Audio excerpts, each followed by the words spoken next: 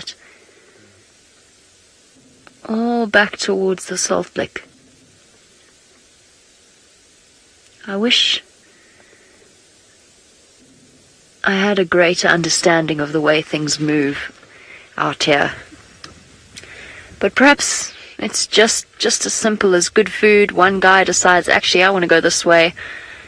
And then you get a sort of exponential effect as a couple more wildebeest follow, and then a couple more, and then 100. And before you know it, you've got a couple of 100,000 wandering in a line. Well, that bodes well for us. Let's go and find the Egyptian goose pride and find out if they've capitalized on the wildebeest. They're difficult. It's difficult unless the lions are, I don't quite know how to describe it, not where you expect them to be, but just in one of the more obvious places, because the road network doesn't necessarily cut through into equal segments or anything like that, so finding them can be relatively tricky.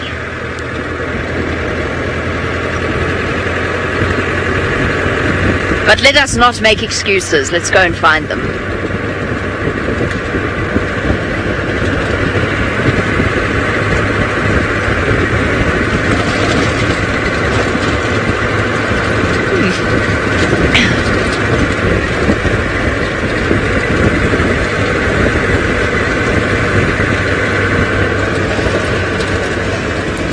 Oh no! Oh dear. Kirsty's probably been trying to talk to me the entire time. The radio is off completely, which makes me nervous because now I feel like we're about to catch fire again. No, I'm joking. I'm not being that serious. Kirsty, my radio's dead, so if I am still live, I'm going to send everybody across to somebody else, and if I'm not, well, then I'm just talking to myself.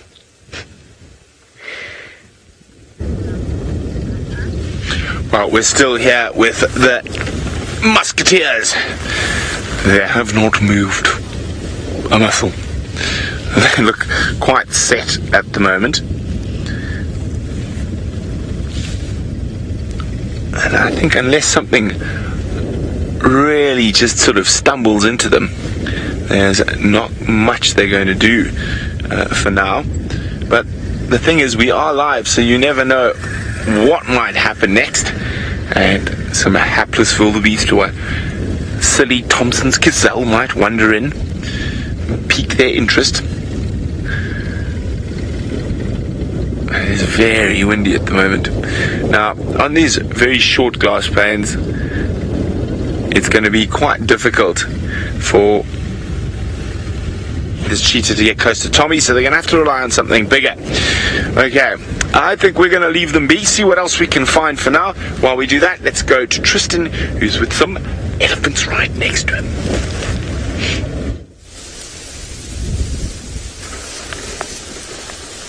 Well, look at this. We came around the corner onto the other side of this block where the ones we lost were going, and there's a whole herd, and we parked quite far away from them, and this female just walked straight towards us. You can see our shadow on her legs there, and she's now feeding right next to the vehicle. We've got her little young ones all around us as well. It is so magical when we get these Ellies like this, and she just seems to be completely relaxed with us. And like I say, she made her way right towards us straight away, as if to say, hello, who are you? I'm coming to investigate. And since then, she's now decided that this is where the best food is, and so she's busy feeding. The young ones aren't quite as sure as what Mom is. Mom is, you can see, completely relaxed with us and is not worried at all. But look at those tusks, stained, lots of interesting experiences, I'm sure, on those. You can see all the tannins and bits of staining that's gone onto those, and that's from years and years of use. Very cool to be able to see the detail of the tusk that close is quite amazing. You can see she's moving around quite a bit, so it's difficult for Senzo, but she's, I would say now, probably not even, no, behave yourself. There we go. Off she goes. For a second there, I thought she might give us a little bit of attitude, but she was actually quite fine. She just wanted to move along, and there she goes, past Senzo, and the rest of them are slowly but surely following. There's one or two still up ahead of us, but they're moving northwards, and I think they're trying to head towards probably Chelapan. They're going to be disappointed when they get there because there's going to be no water. But once they've gone past Chelapan, their next stop will be Hyena Den. That's where they're going to be heading slowly but surely. Their tracks come north as from this morning. They've moved from a southerly direction northwards. So lots of ellies around us.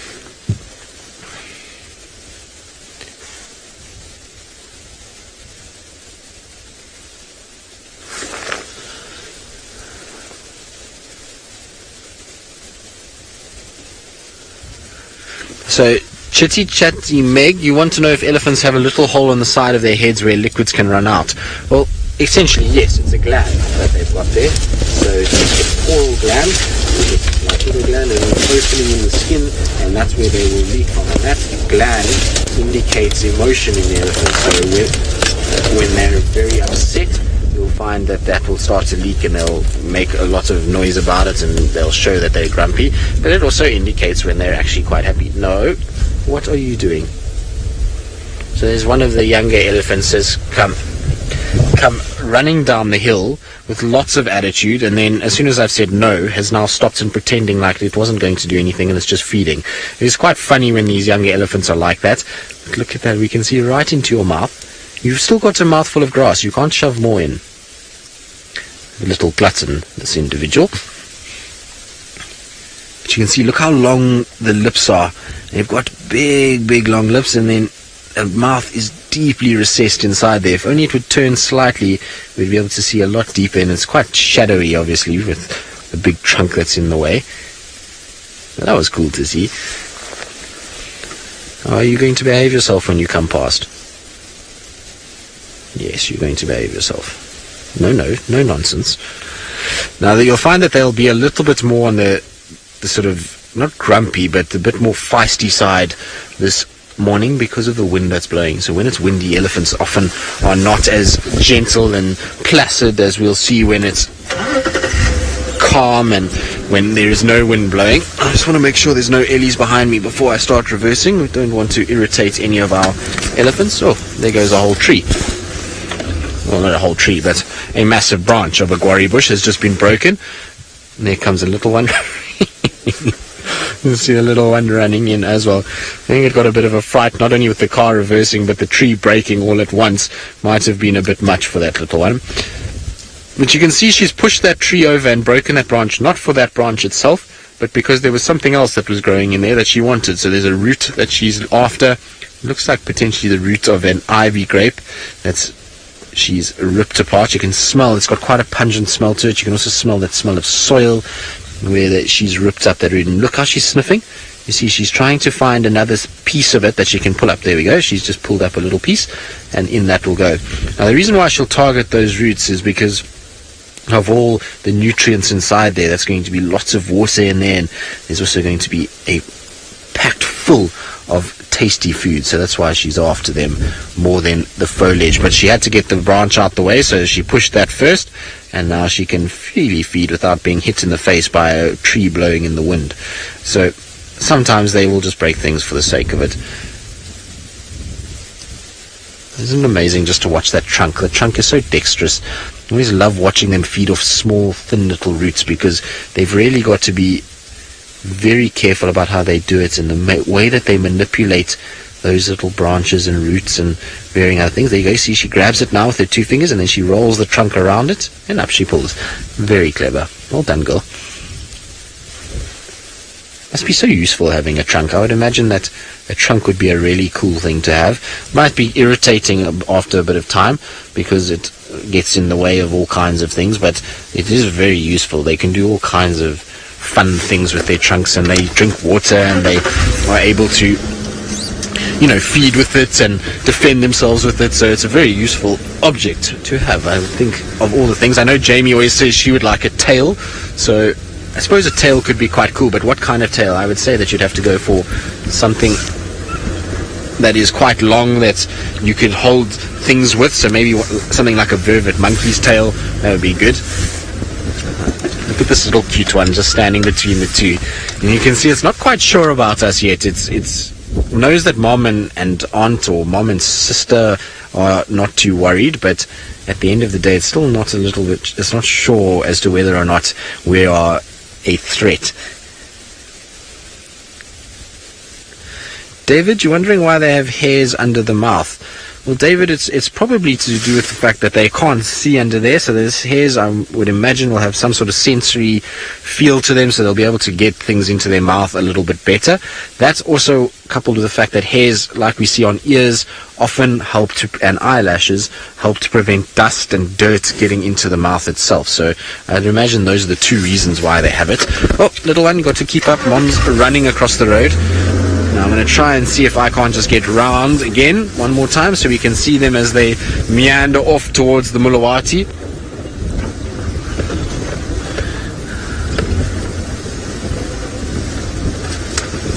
But they definitely are not as relaxed as if it was not raining. You can see they're moving a lot quicker.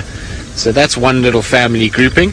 You can see her different size calves that she's had. The middle one is now coming. So there's the tiny baby, then the oldest one, and then the middle one will be lagging behind shortly, will arrive as well. There it is. So that's one little family grouping, and this is what we'll see. So what we saw later was just the back end of this herd, and it was a small grouping of individuals together, which are probably directly related, and then this is now we're at the front end of the herd, and you can see they're making their way down to the Mulawati, which is fantastic news for us, because hopefully we're going to go see them play around in the sand and dig for water. So I'm going to quickly shoot round before they get into the Mulawati. We're going to lose visual of them for a little bit, and it'll be better for us to be down there already and be patient and wait for them than to go crashing in after them through the thickets. So let's go and see if we can't just get into position first. Oh, there's another one right here. So it seems as though some of them have already made their way down to the Mulawati. I think this is close to where Byron had those leopard tracks as well, which we'll keep an eye out for. If there's a herd of elephants roaming through, if there is a leopard, it will be flushed. So it's not a bad place to be. But here we go. They haven't come down yet into the Mulawati. They are slowly but surely heading this way. I can see them coming down one by one, so we should see them in the next, I would say, 2 minutes coming down. Alright, I just want to come slowly so that they don't get a fright. Here we go. There they are. Let's let them just settle down and get into the sand and see what they get up to, because I'm hoping they're going to dig a little bit for water, maybe play around with the sand a bit. Oh, steep bank, a little bit too steep for the little one. Look at it trying to negotiate the bank. I think you might fall, little one. Oopsie. Oh, no, we did all right. Much better job than with Jamie's elephant that Jamie had just before she left Djuma and went to the Mara. She had an elephant that got stuck on the bank and couldn't get up, and she was right there, and eventually with some effort they managed to pull it up. This one is far more mobile. Up there we go. Got to use your head to get a bit of leverage and run. Baby elephants are the best things. You've got to love them. It's like going to the beach. You release one onto some sand and all of a sudden it's just the crazy comes out. They're running all over the place. They're playing. They're up and down, in the sand, out the sand. It's very typical. So cool to watch. I love watching little Ellies. Right, let's just go forward here and we'll try and keep up with them. And I don't think they're going to dig for water like I was hoping, but at least they're playing around a bit, which is cool to see. And this won't be the only Ellies. There will be more that are going to follow in behind. There are a couple others that are still on their way to this area, so this won't be the only ones. But look, now after playtime, one gets thirsty. It's time to have a drink. So our little one is suckling now, and you can see the biggest female is its mom. There we go. Nice shade, a bit of milk, and then I'm sure we're going to go back into playtime again all over the place. But I'm surprised that they haven't come into the sand and dug. Maybe they know that the water table is so low now in this particular area that digging for water here is pretty futile. They might realize that the Mulawati's level is just too deep now, and so you find that they just kind of come through and then carry on, and they're just feeding off the vegetation. Also, I was saying earlier, with the wind, they're not so happy about it, and wind means that they'll try and get into places like this. Now that we've dropped down into the Mulawati, can hardly feel the wind blowing at all, so it's a clever place for these guys to be spending the next little bit.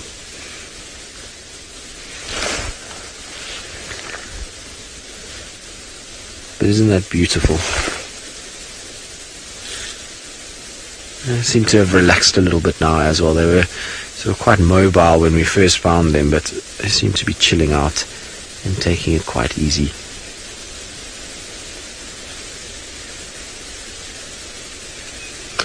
Right. Oh, a little grumble from one of the ellies in the distance.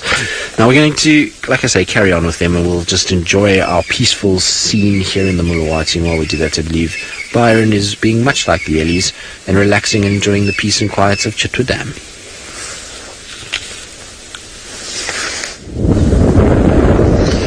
We've been not really relaxing, but actually it is very peaceful here. But we've been trying to find those lions. We had those tracks of that pride of lions, and it looks like they headed south from the airstrip itself, and we tracked them for quite a way past the lodge, past Chitwa, and they headed south.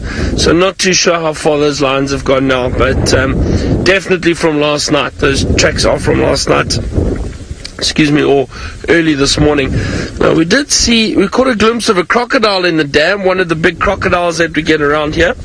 We were hoping that it was heading to the bank, and maybe we could see it exiting the water, and it's right on the edge there at the moment, very close to where those Egyptian geese are.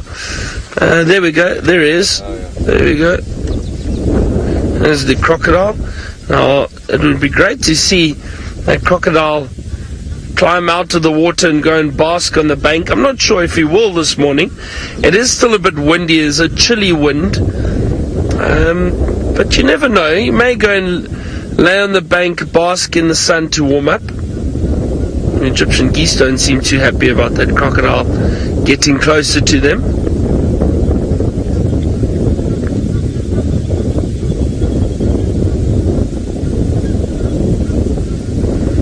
Incredible how many Egyptian geese there are around these dams. Plenty of them. Now it's a waiting game. Is that crocodile going to climb out or not?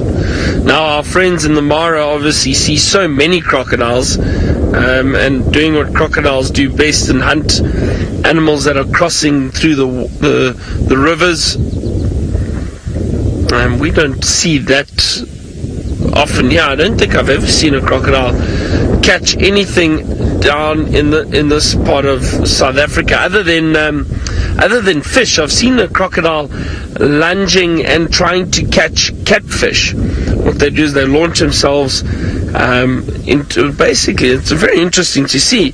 They use their tail and they try and push the fish towards the shallow water, so they kind of edge them towards the shallow water and then up against the bank, and then they turn and they lunge, and then they'll open their mouths and try and catch a fish or two.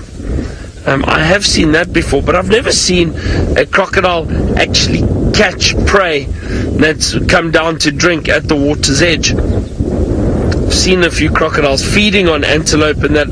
Oh, he's turning there. I wonder where he's going. Has he decided not to get out?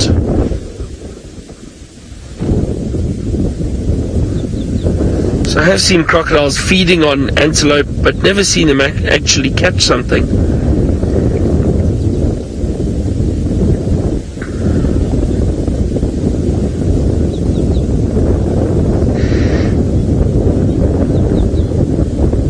And that doesn't look like he is interested in climbing out just yet. Maybe on the other side, you never know. Were those Egyptian geese too intimidating for him?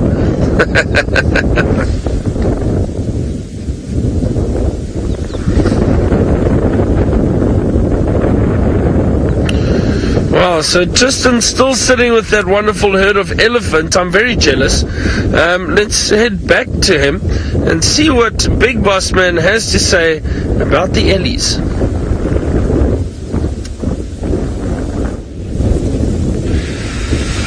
Oh, Byron. It never stops with him. He's always got something to say, which is fun. It's nice to have him back. He certainly brings a lot of laughter to the camp. But yes, we are still with our ellies. You can see, look how beautiful it is here. We've got these big towering leadwoods that go up, ellies spread around, riverbeds.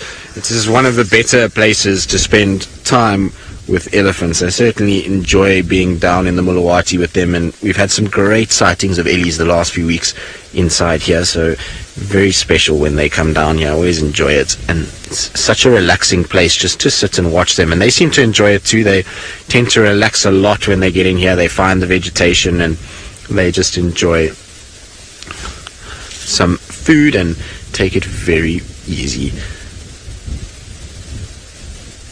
Very pretty. You can just see how that elephant is dwarfed by that leadwood, and that leadwood there is still a young leadwood. Oh, bit of dust in the trunk. That leadwood is still a young leadwood. It's going to, in all likelihood, probably get bigger and larger. They reckon that these leadwood trees can grow for up to 1,000 years, which, when you think about 1,000 years, that is a very, very long time.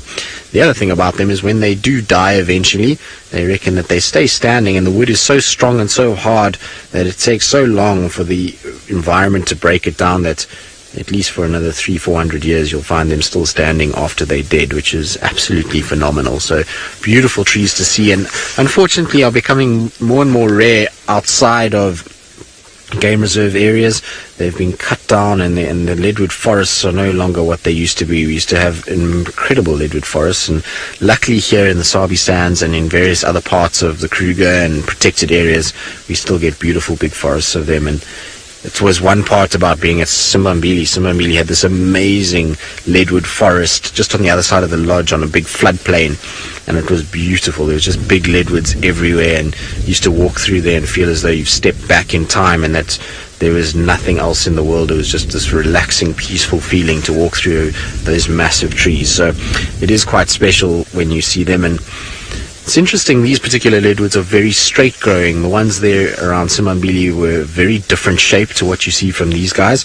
They tended to be a lot flatter and more spread, whereas these guys seem to have been taller, and it's probably due to the fact that they're growing on the edges of these drainage sections, that there's a lot of other trees. So we've got jackalberries and scotias, and they tend to be big, shady trees, and so to grow out of the shade, they seem to have to grow a lot straighter. You can see there on the left is an example of one of the jackalberries. So you can see a much bushier tree than what the leadwood is.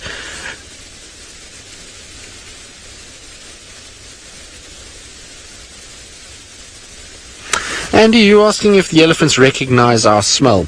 Andy, I don't know. I would imagine that they are intelligent enough to recognize that each individual has a different smell, and they really kind of do put their trunks up and they sniff around, and whether or not the smells of the engine of the car and the smell of the car itself has a more overpowering smell than us as people, I'm not quite sure. I don't know if it's ever been measured, but I do think that elephants are intelligent enough to recognize certain things and to know that there's certain individuals around. I don't know if they can pick up the scent all the time. It would be interesting to know. In the case of Rusty, I would be hesitant to say that they can smell me, and the reason why is because Rusty at the moment has a small crack in its fuel tank, and so you smell petrol all the time from this car, and that must be far more overpowering than our scent. But for sure, they are far more comfortable with these smaller vehicles than they are with the bigger vehicles, because in my guiding career, I've never had elephants so close to the car so many times, and they seem to actually be attracted to it. So I don't know if it's, one, is because of the size, or two, that there's some sort of frequency that we push out when we broadcast that they get inquisitive about, and that's why they come and check. Interesting nonetheless. Right, let's go back to Brent Leo Smith, all the way in the Masai Mara, with one of the cutest animals out there, the Thompson's gazelle. Yes, well, we decided to do a little loop around where the boys were having a snooze, and there's not much out here. There's a couple of Tommies, one Impala in this group, probably got separated at some point. No, there's some more Impala up ahead. But yes, no, not much out here, and you can see the grazing's quite tough here, but a tiny bit of rain could change this area and send the wildebeest back. So there we go. Very strong wind up here, up on top of these ridges today. Where are my binoculars? What have I spotted? What have I spotted?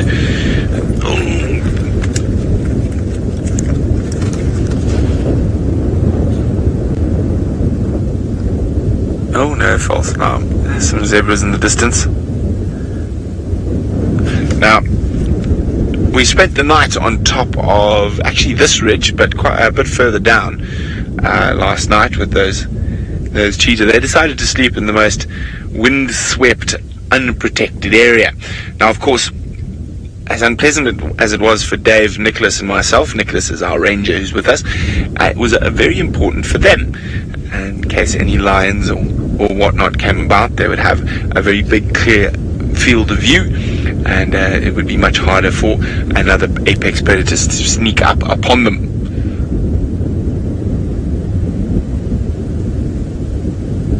It's eerily quiet at the moment. All we can hear is the wind.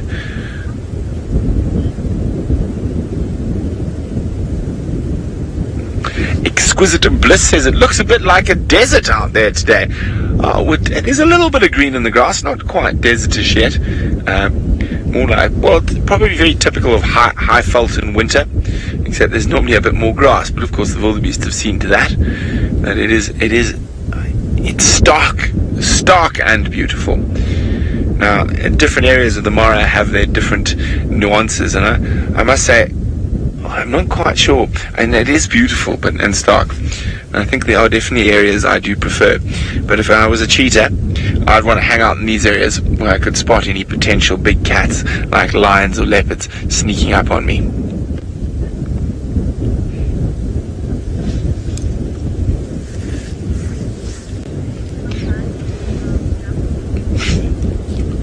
Craig is wondering, how high can gazelles jump? Oh, there's a lone wildebeest. Craig can probably jump vertically about 2.5-3 meters. Now, often if they spot a cheetah, they'll run off jumping and pronking and making a big show and song and dance, similar to what impala do as well. And the reason they do that is to sort of advertise to the predator that they are so fleet of foot, it's not worth their while even attempting to catch them.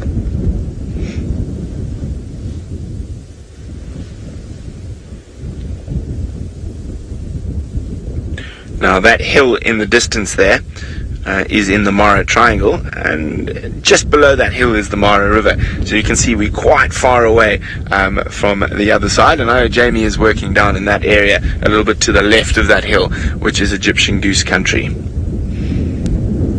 Now, for those of you who knew, you think, why are we going looking for Egyptian goose or Egyptian geese? Egyptian goose country I refer to is there's a pride in that area called the Egyptian Goose Pride.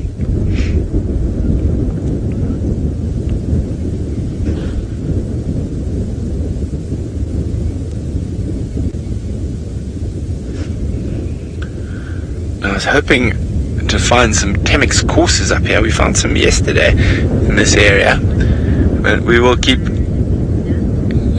checking what's out and about. And while we do that, let's go to Byron, who's lounging next to the biggest pool in the northern Sabi sands.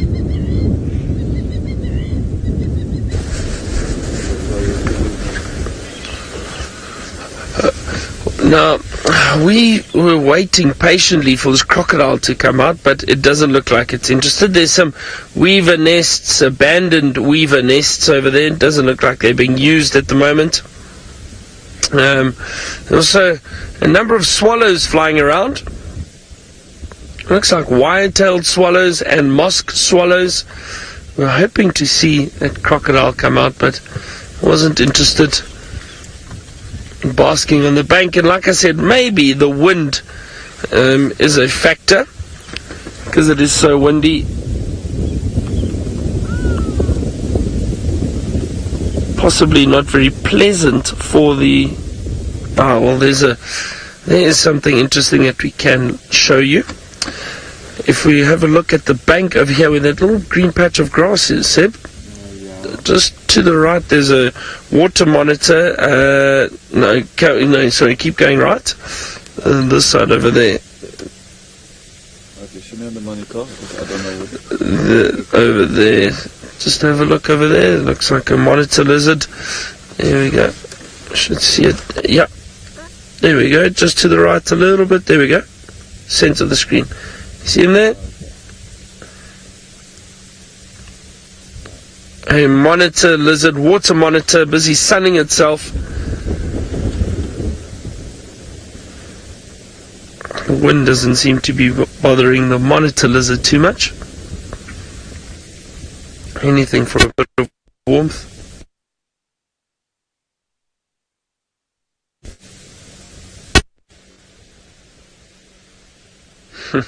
Looks very relaxed, enjoying the sun. So there's still a lot of activity here.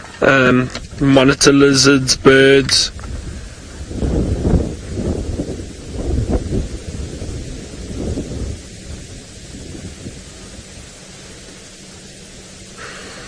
Of course, the hippo are here too in the water.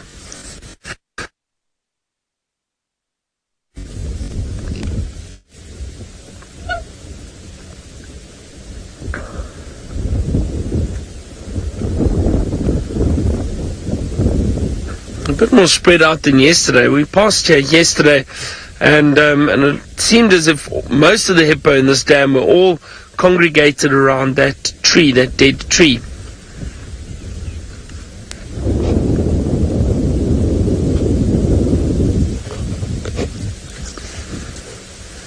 I think it might just be coffee time. They said, what do you think? A bit windy. The hippo seems to agree. I think, as I mentioned, the coffee had stuck its head further out the water. Try to warm ourselves up a little bit. Now, I mean, this time of the morning is a great time to stop with guests and get them off the vehicle, have a little coffee stop, stretch the legs. It's always nice. Oh, look at the baby. Oh, wonderful. Another one of those babies. Possibly one of them that we saw yesterday. We saw the two of them playing. Very cute. A little hippo is really, really cute. And Jamie, you say I'm not wrong about coffee time, so I wonder if Jamie is possibly having her coffee break too.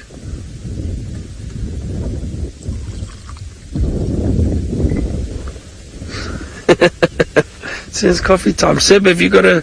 I'm alright. You're alright? Are you sure? Look, it's probably the best coffee that you will get this morning. Where are the rusks? No rusks this morning. Just a cup of coffee to warm ourselves up.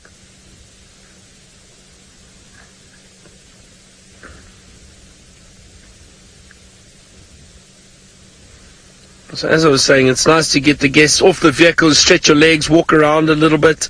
We've been sitting on a vehicle for quite a while. You do start to get a bit stiff.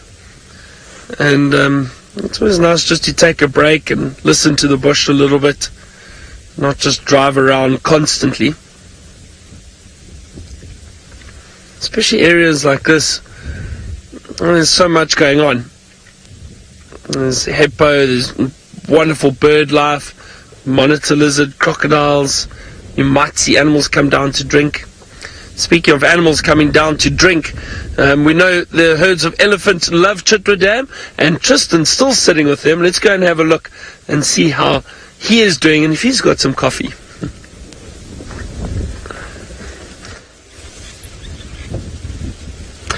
Well, our Ellies are disappearing now. They were right next to us. They were coming down the bank, and this is the Ellies we found to start with.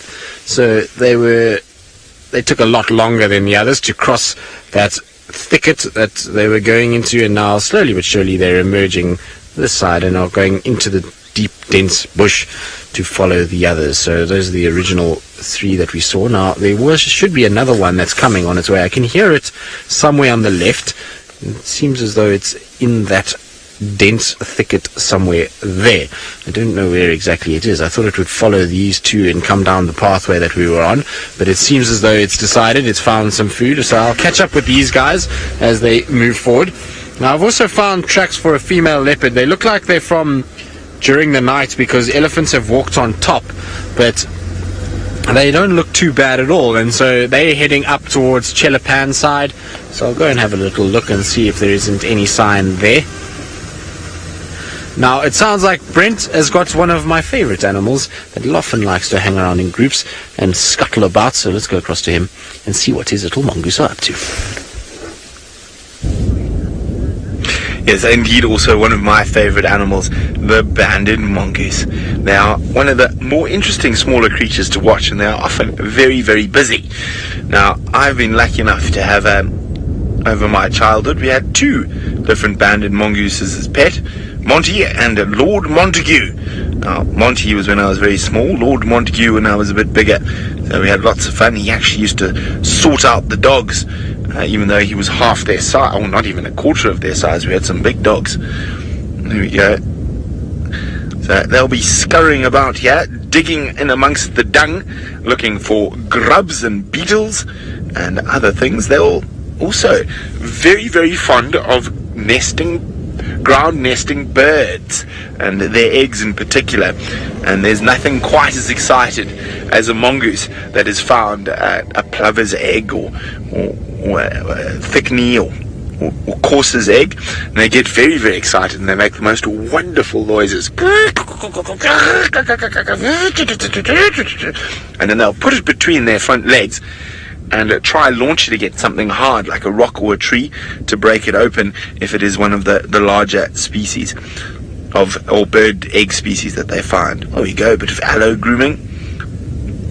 Now, of course, being very, very social, and they have very distinct demarcated territories that they'll defend vigorously from other troops of banded mongooses. Now, troop is the more commonly used collective noun for banded mongoose, but the original English collective noun is one of my favorites. It's a business of mongoose, and that's, of course, because they're always about the business. They always look like they're up to something. Busy bodies they are.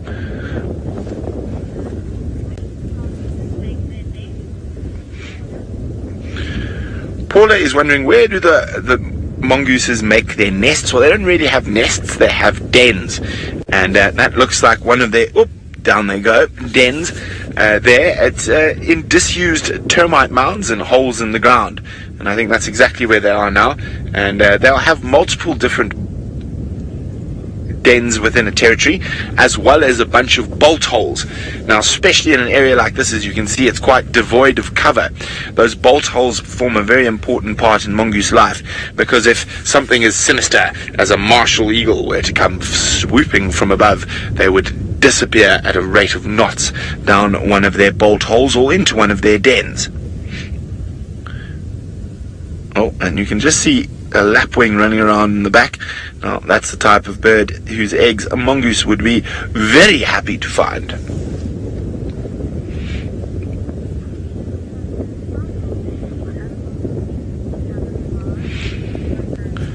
Fuzzman Sparkles wants to know what other mongoose species we have in the Mara. Well, we have dwarf mongoose, a subspecies. They're slightly more orange than the ones we used to. Slender mongoose I've seen, and white-tailed mongoose. Now, there could be some other mongoose species that we haven't encountered, maybe in the forests along the Mara River. A water mongoose, I've seen their tracks. Yes, they are water mongoose. And the others, I'm not too sure. There could be some of the grey mongooses. Salu mongoose don't occur this far north. Oh dear.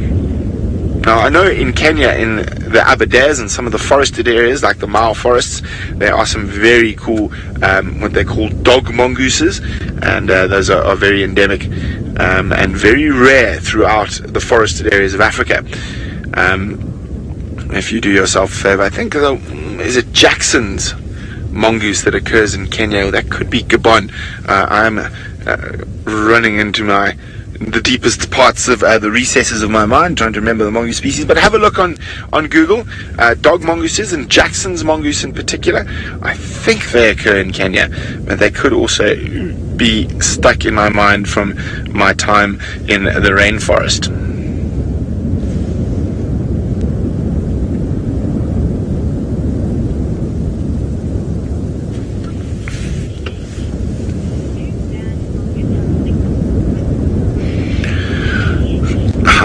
Very good question from Judy H, who wants to know, do banded mongoose have love-offs or lick-offs like the dwarf mongoose do. So dwarf mongoose, instead of having a physical fight when one of the dominant pair is removed, they will love off till the most affectionate member wins.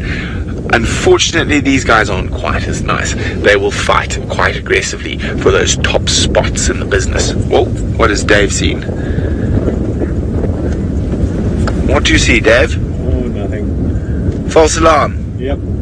Now, in certain parts of East Africa, banded mongoose have been seen to groom a specific animal, and I think that's where the incorrect theory of a meerkat and a warthog in the Lion King came from. So I think Byron's got a warthog, but alas, no mongoose picking off the ticks. Now we've got some warthog, a family, or actually a sounder of warthog, group of warthogs known as a sounder. They're busy feeding, looking for those little grass shoots and roots. They're quite fussy eaters, the warthog. They do look for specific types of grass and vegetation that they feed on, and roots. I must admit, I really enjoy a warthog. I just think they've got such character. I suppose you could say they're probably not the most attractive. Well, rather, I've heard people say they're not the most attractive looking animals, but I think they're very cute. And I really enjoy the warthog's character.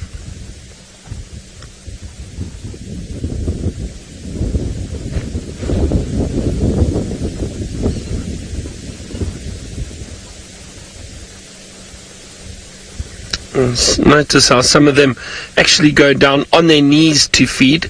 It just allows them to get that snout closer to the ground, so they don't have to lift their head up and down too much. A bit easier, and there you can see that warthog is doing it. They'll use the tips of their snout to dig up the shoots and the grass roots that they are looking for. Still the chilly wind blowing.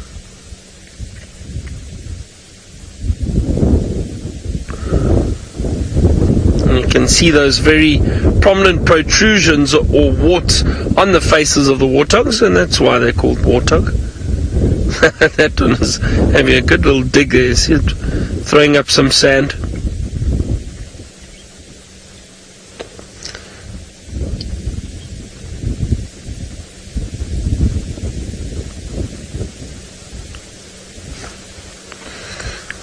The warthog are not the only animals around here. There are also some kudu. I'm going to try move.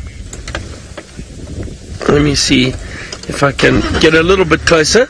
But there's some kudu, some female kudu through the thickets just off to the left there.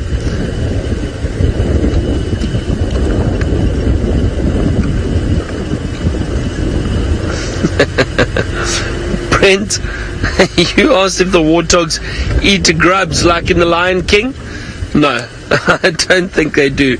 I've never seen a warthog eating grubs. Have a look here quickly. There's a nice view of those kudu just through the bush off to our left. You can see some female kudu staring at us. Brent, you must not believe what you see on the Lion King. It is not true. It is a Disney movie, and they lied to us. The warthogs do not eat grubs. They feed on the vegetation.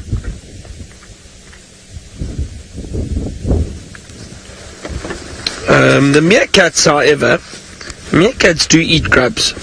So I suppose they got that right. The meerkats do feed on the grubs, but also a lion, a meerkat, and a warthog are probably not going to become friends anytime soon. Sebastian, I assume you've watched The Lion King a number of times? Of course.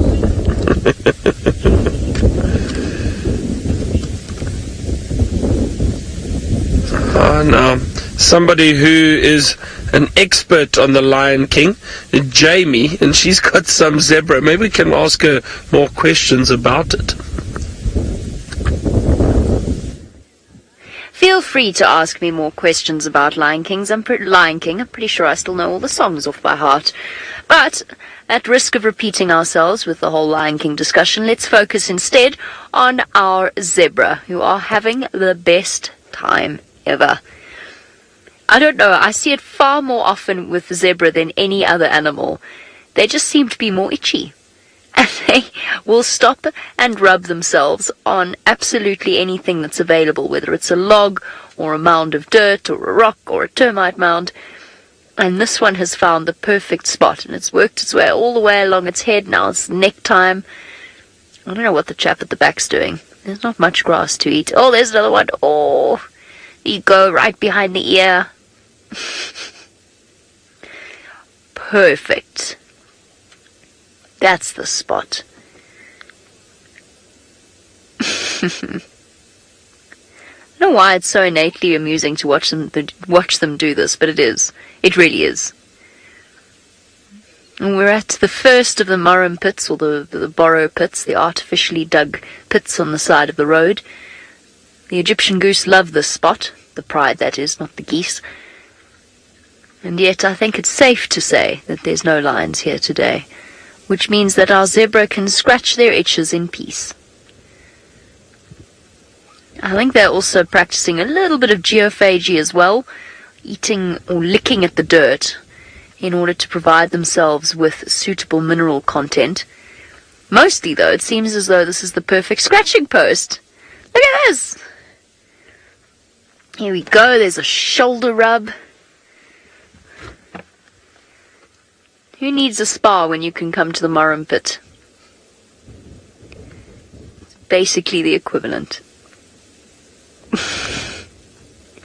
Pulling the way the bulge of the belly moves around.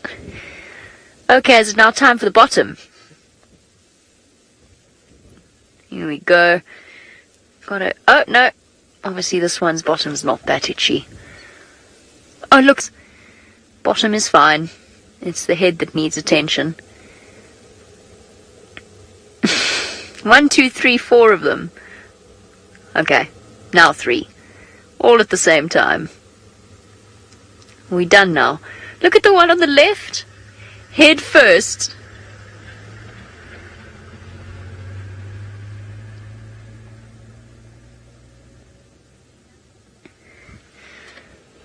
Campy and Dewey's mummy. Did I get that right, Kirst?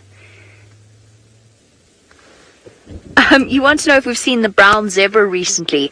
I haven't seen the melanistic zebra. I've actually never seen it. There's one little zebra with a black face that lives around close to our camp and down the hill. And I know that both Brent and I think Scott have seen leucistic zebra. In other words, almost completely white zebra. But no, I haven't seen the little melanistic zebra again. That's something quite unique and quite rare out here, to see that kind of colour morph.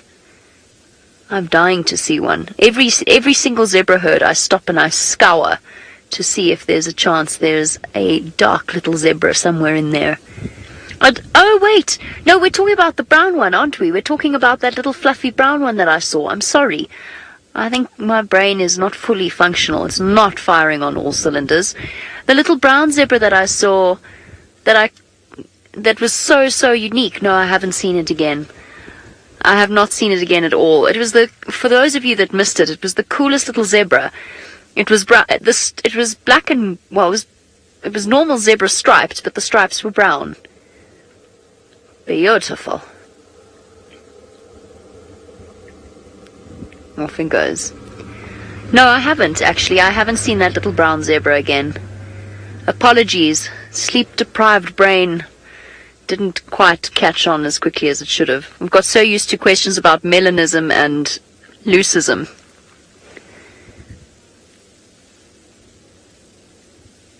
Now, Roshni, you would like to know if the zebra get spa treatments from oxpeckers as well. And the answer is yes, they do. Absolutely. I see more oxpeckers on things like buffalo than I do on the zebra. And I'm not quite sure why that may be.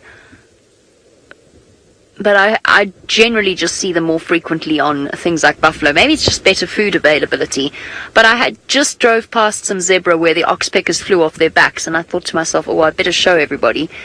And of course, now that I want to show you that, they've all flown away. Social hour at the Murrum Pit, complete with the marabou stalks as well. Right, what time is it? How much time have I got? Oh, I'd better get going. I've heard that there's the Egyptian Goose Pride is at the second Murrum Pit along this road, so we're going to go racing along. While we do, let's go across to Brent with one of the starling species. Yes, probably one of the most gaudy starlings we get out here, and a very aptly named superb starling. Now, I've been trying to find some birds. It's not great birding weather. The wind is howling across the short grass, but it doesn't seem to be bothering a little group of superb starlings who are feeding around the carcass of a wildebeest. Of course, there's probably lots of nice quahos, or insects and maggots and things, carrion beetles and the like around that wildebeest carcass. So, probably quite a bit of food around there for them. Hoppity hoppity hop. And you can see how the wind is blowing even the little croton bushes quite heavily.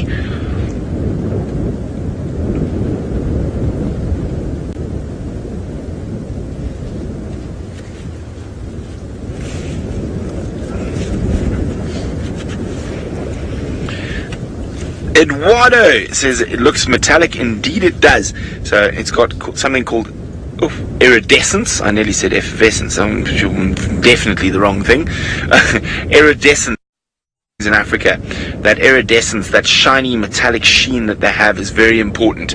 It is how the females judge which male is going to be the best to mate with. So as soon as a male starling loses that brilliant metallic shine, the females will lose interest in him. Now we've got some topee up ahead. Hello topes.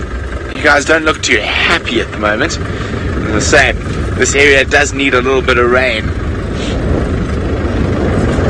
Well done, tally-ho. Bird number 102 on your bird list.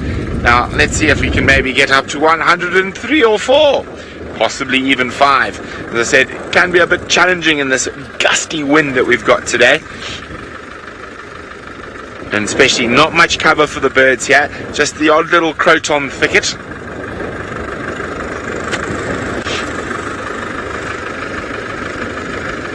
We've got some topies all chewing the cud.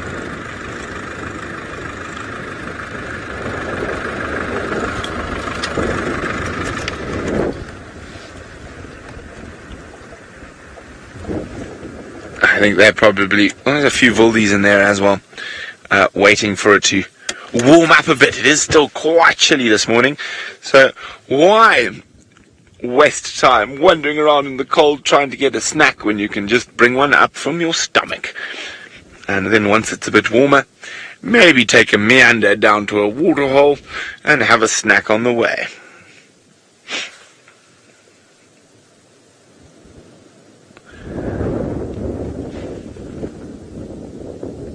Now, I think a lot of people don't realize is that the Mara is quite windy for most of the year, and you can often tell that just by the way the trees grow. In this part of the Mara, you don't find very many big trees, and lots of small scrubs, and even the gardenias, which can get quite big, are quite short. Now, of course, that's browsing, but I'd say in this circumstance it's more from wind. Now, if we have a look at some of the little gardenias, let me just move forward a little bit. Over here, you can see if they grow tall, they try to grow very straight to avoid all the wind that is around. And you can see all the croton bushes are also very, very short, trying to stick out of that strong wind. Neither of them have particularly hard wood, and of course that if there were, which there are very strong winds around here, it would cause that their branches to break. So they grow that way to try avoid the wind. Now, I wonder what this lugger up ahead holds. Mara would like to know, are there sable... Oh, there's a bird in the Mara. No, they're not. This is not a good area for sable. Okay, Dave, you see the small little... No. It's superb starlings again. No, I'm looking at something different. There we go, see it flying? It's a flycatcher by the looks of things. Okay, to the left. And zoom.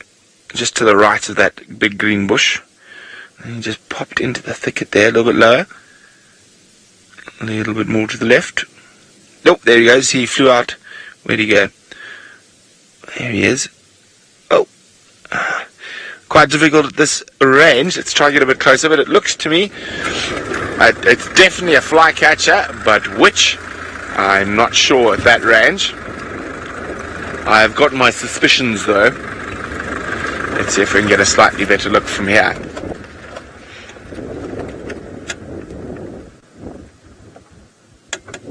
Is he still there, or has he done a duck? Is he? No, oh, he's ducked. He's disappeared. Oh dear. Is that a hyena? There's a hyena. There's a hyena. Hello, Howard. Coming back from a night of raiding Talek Town, I'd say. Get yourself into some good garbage. Now, of course, hyenas are the ultimate scavenger, whether it's stealing from cheetahs or lions or feeding off human offal, and they will take full advantage of it. Now, Talek Town is just over the rise, and that hyena is almost walking directly from where town is. So I wonder what it was up to, what mischief it was causing last night. Now, we're going to try and get a little bit closer to the hyena. While we do that, let's go across to Jamie, who's got streams and streams of wildebeests. We do have streams and streams of them. It's actually quite a surreal picture as we sit up here in what is actually, in a way, quite a barren landscape. I mean, there's not that many trees, there's hills in the distance, and then there's just these rows of wildebeest. And because of the way that the light is shining on them, although it's less pronounced now, but when I first stopped here, I don't quite know how to describe it because I don't think you can really see it through the eyes of the camera, but they look two-dimensional. They look like sort of cardboard rows of wildebeest on some kind of procession line. It was really quite surreal. All marching back, that, by the way, you're staring out across, is Tanzania. All marching their way down that way. I might, during our time in the middle of the day, whilst Manu and I are not bound by the restrictions of signal, I might pop my nose down there. Not into Tanzania, just next to it, and see what's happening that side. Because this is now 3 days in a row I've just watched this endless stream of wildebeest walking that way. Somewhere there must be masses of them.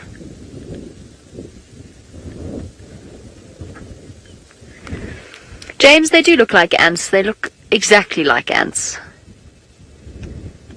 Except this is the most ordered procession I've seen in 3 different rows. Right, no time to be distracted by wildebeest. There's always time to be distracted by wildebeest. Let's carry on to our lines and send you back to Brent and his friend Howard. Well, we saw one, Howard. We got 2 for the price of 1. So the one we originally saw was actually walked off to a little thicket a little bit lower down, and this larger one is dominating the gardenia. What a lovely spot to spend the day if you're a hyena. Plenty of shade, and on the edge of a little lugger. I'm sure there's water around. There is a den not too far from here that I have seen before, but the last time I went past that den it seemed to be inactive, so they might have moved dens, maybe around here somewhere. There's the other one walking off to the left there, Dave. Where are you off to? You can see it looks quite a bit smaller than the one that's lying under the gardenia.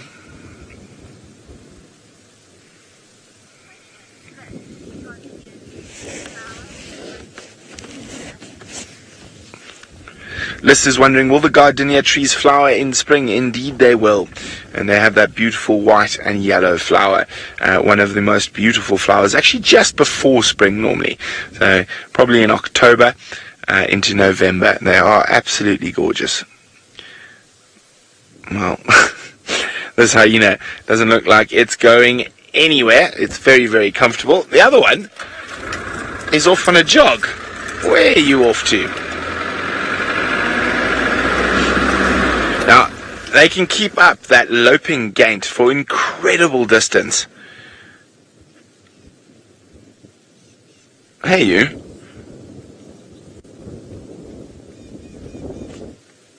What have you spotted? I suppose it always pays to be careful as you approach a line of trees. There, you never know, there could be a lion in there. I don't think so. We just checked for those fly catchers there. But the hyena showing a little bit of caution. Of course, not only a lion, there could be a higher-ranking hyena who decides it just wants to beat you up because it can. Off it lopes.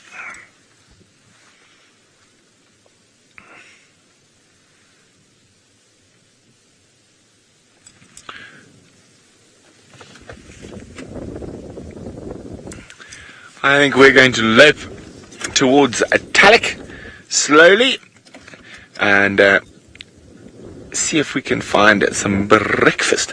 But before we do that, let's go back to Tristan and a wart pig.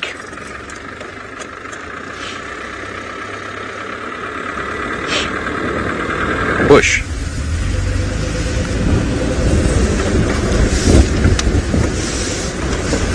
Well, we had some warthogs, but they unfortunately ran off into a bush, so we're now just making our way up towards the Hyena Den. Since Brent had Howard the hyena, maybe we can find their long-lost relatives this side in South Africa. Who knows? Imagine if that was the case, that at some point hyenas from there and here were related. That would be quite cool. Of course, it's probably highly unlikely given the fact that it is, and being territorial animals, the likelihood of one moving from South Africa to Tanzania back in the day was probably quite unlikely, but you never know.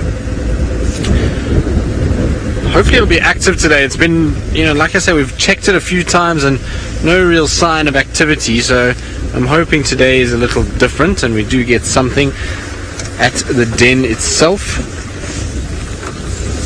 But I can see already that there's little tracks for Intima. So Intima's been running around all over the place here by the looks of it, which is quite funny. She seems to be exploring a lot more than what she used to, that's for sure. Now hopefully she'll be out and about and in explorer mode this morning, because that'll be quite nice if we get to see her. Ah, yay, they're all here, including the little ones. Woohoo! This should be cool. There we go, some cute little bundles of fluff that are... Nas, you want to know if a lone hyena would take a man down? Well, yes, if a man is incapacitated, so either if they were sleeping or if they were in some way injured, most certainly. But in terms of just a man walking around, no, you'll find the hyenas are a little bit more nervous of you and they'll just kind of run away. They don't really give us too much of a problem. But look at those two, aren't they just the cutest things? Mom is a jungle gym again this morning, so Gwen is resting in her usual position, and well, when she rests like this, it seems these two just love to climb all over her and up and onto her neck and her shoulders, and they bite her and they groom her, and it's lots of fun when they do this. So it's always really cool when we get to get the den at this time of the day and they are active. And it seems as though later in the morning seems to be better for this lot. They like to be out when it's a bit warmer. In the cold, you find probably these little ones are, they don't like the cold just yet. They're not built up, they don't have a huge amount of fat on their body, and they're little at the end of the day, so they need to spend time inside and stay nice and warm.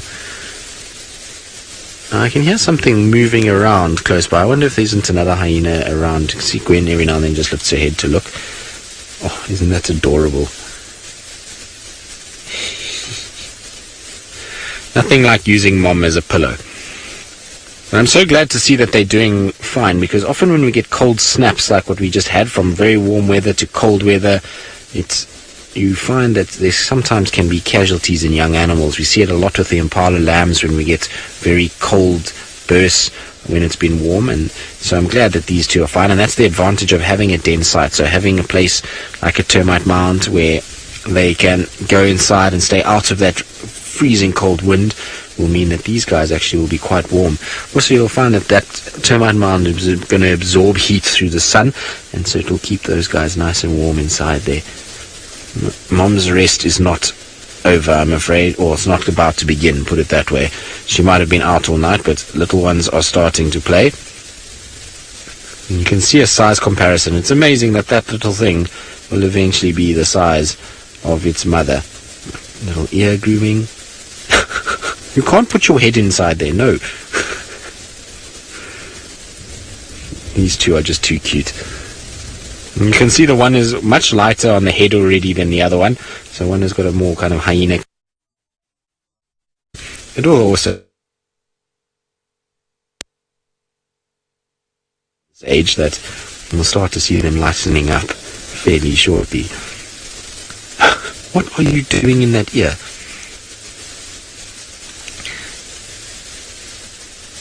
Right, well, we're going to enjoy our bundles of fur, but I believe Jamie's got some lions on the hunt, so let's quickly jump across to her.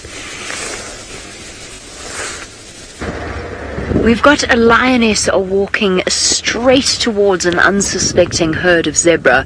Now, she was low to the ground earlier. She seems to have sort of straightened up a little bit. But this is now the third murrum pit that I've checked. Third borrow pit that I've checked. And the reason that these lions love this particular area is because it's the only water available, which means animals have to come by. And at the same time, there's plenty of cover. Now, the zebra are just across to the left of her, and I think that they've registered that there's something wrong. Here she goes. Oh! Surprise! Let's go and reposition and catch up a little bit. Just double check exactly what her plans are. They're so good, these lions, at using the ridges. There's not much other cover out. There's not much other cover out here.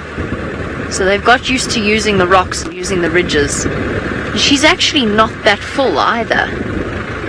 There's 2 lionesses. One stayed up on the ridge. There could even be more, to be honest. Okay. She doesn't look like she's actually too intent on these zebra.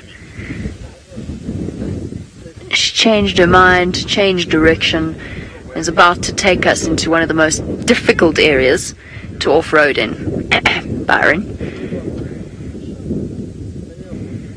There she goes. We're going to get an amazing shot there of the zebra and the lioness. The zebra have definitely caught on, so there's no way she's going to be able to sneak up on them now.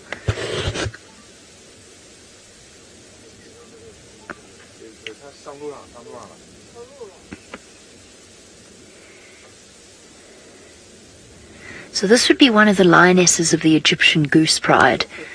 And I actually don't know much about this pride. I've seen them in passing a few times, and that's pretty much been it. Never really spent any time with them, except for one night where I accidentally thought they were about to hunt, and then they started feeding off a zebra carcass that they'd already killed. And that's been the sole extent of my time spent with them.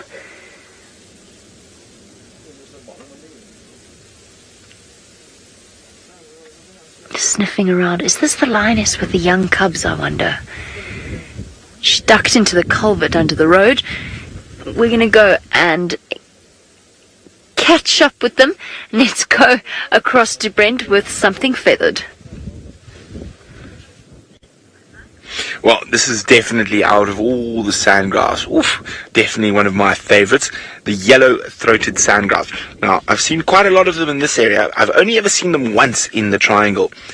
But what's quite interesting about this little group is the lack of ladies. So there's boys here. Maybe these are the young boys who haven't been able to find a mate yet. I'm just trying to see, is there a female? Oh, looks like there might be. Zoom in the one furthest to the right. Ah, there we go. There is one lady, and she seems to be paired off with that male. Now, of course, sandgrouse are one of the most fascinating of the bird species. And the fact is that they often nest up to 100 kilometers away from readily available water. And they will fly and collect water within their feathers and then take it back to the chicks in the nest to drink. Or maybe, who knows, maybe this is mom, dad, and the latest chicks that are all boys. Or is it boys trying to sneak in on the only available lady on the wind-swept plain today? Now, the interesting thing, one of the most interesting things I think about sandgrouse is that they practice timeshare. Now, in this area we only have yellow-throated sandgrouse, but in other areas you have multiple species of sandgrouse. For Botswana, example, you do have yellow-throated sandgrouse, you have double-banded sandgrouse, and you have birch-hill sandgrouse. And when they do go down during the dry season to drink in those faraway places and to get water for their chicks on the nest, they come down in their hundreds of thousands. Now, this would create quite a big problem. Imagine if all three species decided that 5 o'clock in the afternoon, let's just move a bit further back, was the time to drink. So they have a timeshare on those waterholes. So, for example, the double-banded sandgrouse drinks almost exclusively at sunset and the hour before. The yellow-throated sandgrouse, now that might differ here because there's not so much competition, drinks almost exclusively between 11 and 3 in the morning. And then the birch-hill sandgrouse drinks at about 10 o'clock in the morning. So lots of time between the different sandgrouse coming down to drink, and to avoid millions upon millions arriving to all try have a drink at the same time. Now, there are also ground nesting birds. Oh, there was a little chase to the right. Don't go near my girl. So I think there is a bit of competition for that female, although that one male does seem to be definitely winning. Now, there are ground nesting birds, like plovers and that, so their eggs are incredibly camouflaged. Well, I'm going to see what else I can find on my meanderings. While we do that, let's go back to Tristan at the Djuma Hyena Den.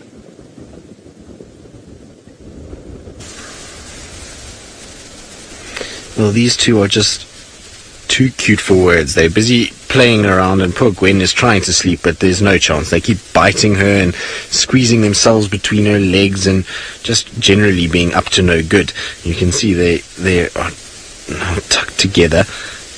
Double trouble, that is for sure, these two. They really are funny little things, and the one is a lot shyer than the other one. When we came round just to get a little slightly better angle on them, you find the one with the lighter face is a lot more nervous, went running inside the hole, and took a while for that little one to come out. The darker faced one seems to be completely unfazed by us and was still messing around and biting mom and going crazy. But you can see, look, Gwen's got her arms around the one. Oh, no, it's managed to pop out now and is on the other side. So she was busy. See, she's biting her toes. Shame, Gwen. The mother's work is never done. It must be quite sore. These little hyenas have sharp teeth, and you can imagine being bitten on your toe by one of these is not very pleasant. Now, Mom is a jungle gym. We need to climb so we can see and investigate all the trees around us, because branches are the next thing we need to start targeting. Oh, there we go. And look at how little those legs are still. You guys are too cute, man. I feel like we're going to have some absolutely amazing sightings of these little guys over the next few weeks.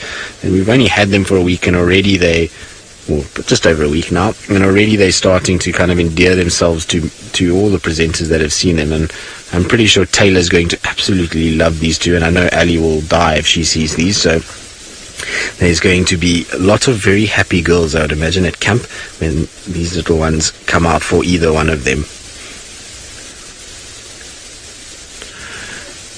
Craig, you want to know how we tell male and female hyenas apart? Well, Craig, it is quite difficult because hyenas have a situation where their clitoris extends and it forms a fake male genital, and they also produce more testosterone than the males do, so they typically are quite a lot larger. So they are... The easiest way is if you have them together is that the bigger ones are always going to be your females. The males are not bigger than the females. And the second thing is that when you see males, they generally show submissive behavior, whereas females, because it's a matriarch society, will be the ones that will be far more bold around any sort of food item or Even around a den area, the likelihood of a male spending time around young ones is very, very slim. The males generally get pushed away by the females when they come in this direction. The other way that you can tell is just by looking at the genitals themselves. If there's a big rounded end to the genital, then that is generally a male. If it's just a straight edge, then it's normally a female. But it is very tough, particularly when they're at the size of these two little ones. It's almost impossible to tell male and female yet. You'll have to wait a little bit and see. But once they get older, like I say, size is a big factor in being able to sex them from afar.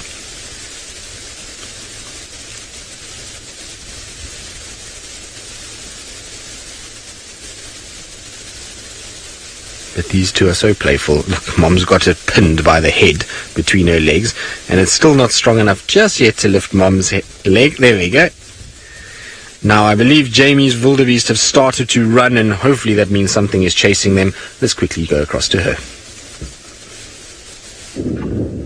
Nothing's chasing them, I don't think. So we had our lioness earlier, and then something scared her. And I don't know what it was, and I don't know if it was a male lion. I don't know what it was that scared her, but she got up and she dashed off. And as she dashed past the zebra and the wildebeest, she spooked them.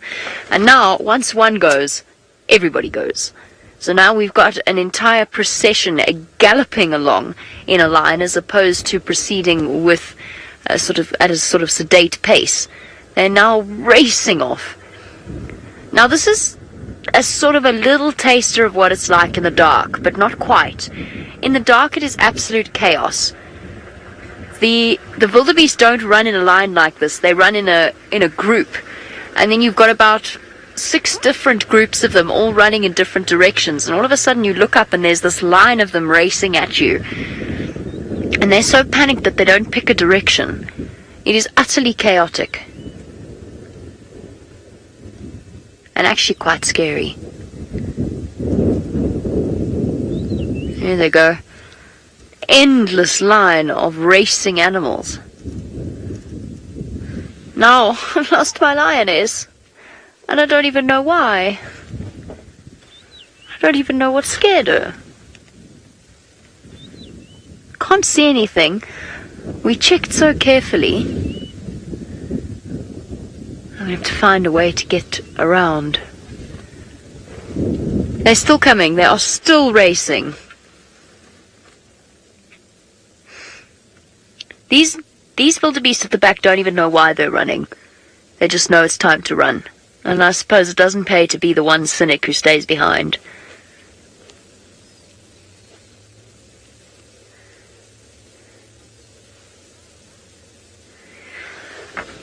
Our Lara Moore, it sounds like water in a way. It sounds like rushing water, especially when the grass was still long and they were moving through it.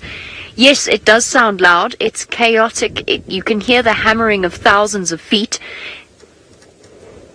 And at the same time, you can hear them brushing through the grass. And you won't be able to hear it now. And I'm actually talking in greater numbers than the group that we've got here.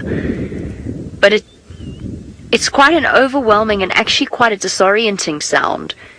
And that was how, once we'd sort of got out of the initial crush of the stampede that we got caught in, that was how I would know they were coming, is I could just hear them on either side, especially because although VM was trying to help me get out using the thermal camera to spot ahead of us, they often came racing up behind us and then sort of parted around us. And that was how we knew that they were coming up behind us, was we could hear the thundering of their hooves and the sort of swishing sound. It sounds like a river in flood, or like really heavy rain. Can't quite describe it. Surreal. Well, this seems to be a never-ending stream of wildebeest, and we can't sit here watching them run all day while my lioness gets away. I'm going to go and find her. Let's go back to the adorable hyena cubs that I miss so much. Now, I know Jamie would be super happy to see these little ones, and particularly when they're in a mood like this. Jamie loves the hyenas here at Djuma, and she used to know a lot about them. It's quite sad that she's down in the Mara now, because I often used to ask Jamie a lot about the hyenas, and I'll have to just send her some updates on this. But aren't these two just too precious? Look at the one lying underneath Gwen, just looking up at her, giving her a little groom. Isn't that a sweet picture? Look at that. Now, the reason why Gwen is repositioned is because one got her by the ear and started yanking her ear towards the hole, and Gwen didn't like that at all, so she repositioned, and now you can see now that one is now sucking up to Mom and saying, I'm sorry. It was that particular one that was pulling the ear, the one that's lying in her lap, so to speak, and they're now lying with her face, and it's just the sweetest picture to have all three. Look at that. Isn't that cool? Now, for everybody who doesn't like hyenas, you can't help but enjoy spending time with these little ones. They really have a softer side to them. Even the big mothers, and Gwen is as gnarly a hyena as you can get. She's got torn, tatty ears and cuts and scrapes, and she's a big girl, and she's old. She's also at least 12 years old now, and so she's done the rounds, and people would see her and often be like, oh, they're ugly, but when you see her with her little ones, and you see how caring and nurturing and patient she is with these two as they climb about and they bite her and they nibble on her toes, it just goes to show that hyenas, there's a lot more to hyenas than this horrible reputation that they have. And as Byron always says, he blames the Lion King, but it really is no, you've got her by the toe. You can't pull her toe. Poor Gwen. These two are going to be a handful. I can see they're getting more and more brave, and the more they move around, the more they want to bite and pull. You can see there goes Gwen's toe, off down the hole it goes. Nope. Shame, girl. You're going to have a tough morning. It's no wonder that she doesn't lie with them all the time. As you can see why. When she's there, she just gets bitten and chewed. She's basically their massive chew toy at the moment. Soon their attention will also turn onto one another. You'll find they'll start biting one another. It already looks as though it's... Now we're going to start biting each other, and that's how it goes, is that it doesn't just end with Mom. The siblings will start, and now the ear again. Poor Gwen. No wonder she's got tatty ears. It's from these two terrors that are busy biting her ears every day.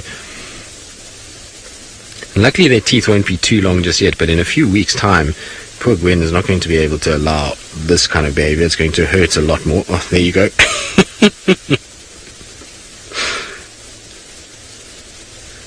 You can see when she gets upset, she just lifts her head and the little ones go flying. She's still a lot stronger than what they are. Yes, you need to tuck your ears away. Oh.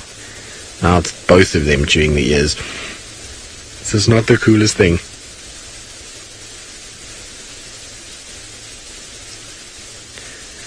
Mary, wondering if a hyena would ever eat their young. Well, there has been recorded cases of ones that have died, and then the females eating them after they've been killed. But just to eat them now while they're alive, no, I've never heard of it. Hyenas are incredibly caring mothers. They make sure that they look after their young ones, and they will constantly be there to give them shelter and food and protection, and so the likelihood of one killing its own offspring is very, very, very, very small. And in fact, I don't think it's ever been recorded, but these two definitely seem as though they're getting lots of love from Mom and patience at this stage. Right, believe Jamie, who yesterday found a secretary bird and lost it, has got one again. So before it goes away, let's quickly jump across to her. Kirsty, you have redeemed yourself. There you go, everybody. I might have lost my lionesses, although not for very long, but we've got our secretary bird on camera. And in fact, this one is so relaxed, I'm actually going to get us a bit closer. Let's catch up with it. It is perfectly relaxed, and I really want you to see just how comic it is when they hunt. Quite entertaining to watch them. I never realized until the other day when Viam and I were basically parked on top of one. We didn't park there, they came to us. Hello. Would you mind if we follow you for a bit? Here we go. Elaborate headdress blowing in the wind. and just fascinating to watch them catch the insects that they go after. They are professional snake murderers, or actually just snake feeders, but they do also feed off various little insects, and they use those powerful legs to kick until whatever it is that they are after is incapacitated. Striding through the grass plains.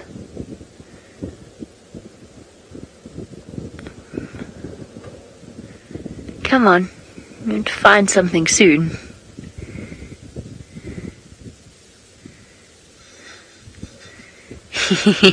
And I couldn't quite hear who this comment was from, but I think it was Jono. Jono, you say, shouldn't this bird be answering the company phone? Haha, Jono, haha. If we had a company phone, perhaps. But there's no signal out here in the wilds of Africa. Or perhaps it's just because we dropped the company phone somewhere in the grass and it's busy looking for it. Or a misplaced notepad.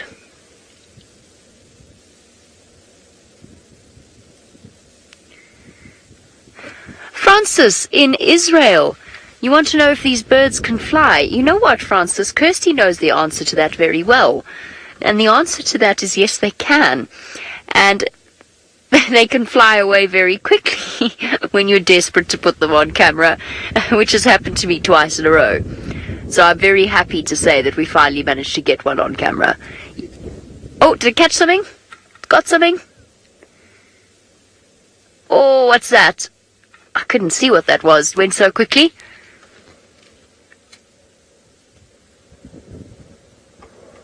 So yes, they can fly. They actually nest up in trees. They roost up in trees at night. But they are essentially adapted to hunting on the ground like this, stalking through the grasses. Obviously the name coming from the idea of somewhat outdated idea of a secretary with sort of long legs and stockings on.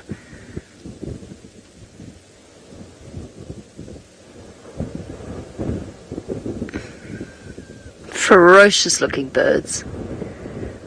Oh, wind is howling. Those feathers must actually get quite uncomfortable in wind like this.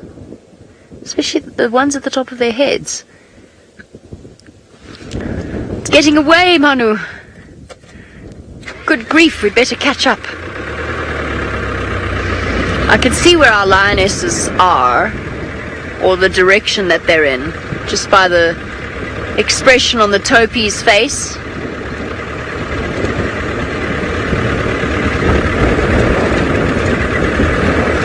Nancy, they are about 1 meter tall, so about 3 feet tall, not the lions, that is the secretary birds.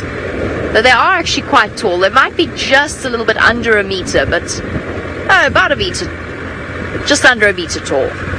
So they're big birds. They're big, very powerful birds. I'm now tossing up, I mean, not quite as big and powerful as that bird over there.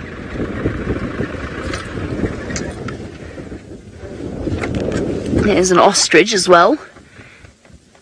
There's the ostrich. So not quite as tall as an ostrich, but quite large and quite powerful enough. Now to the right of that ostrich is a very distressed looking topi, staring off in the direction that our lioness disappeared. So I'm going to go and see if I can find her. We're going to send you back across to Tristan and the lovely hyenas of Djuma for the last few minutes.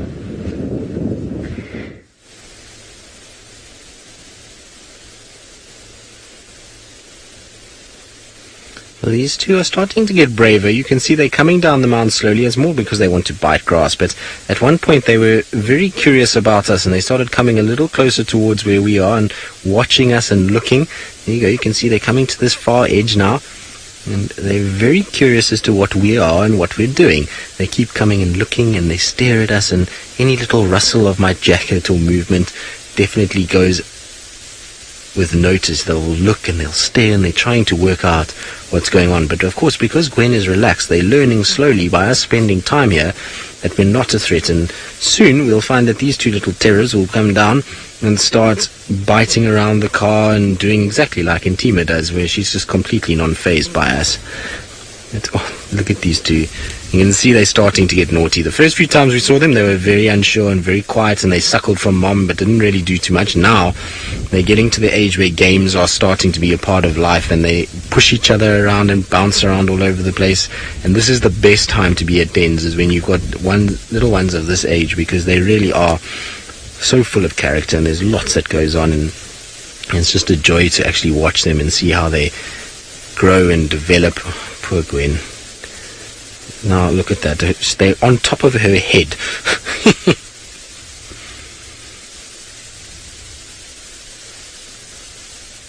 Brayley, you're wondering if hyenas are more closely related to cats or dogs. Well, they're in their own family altogether, but there are certain similarities that classify them as slightly closer to cats than dogs, but they are in their own family completely. So they're not in the dog family or in the cat family. They're in Hyena Den, which is just them by themselves, but there are similarities in their skull structure that allows them to be closer towards cats, and that's why we call their offspring cubs and not puppies.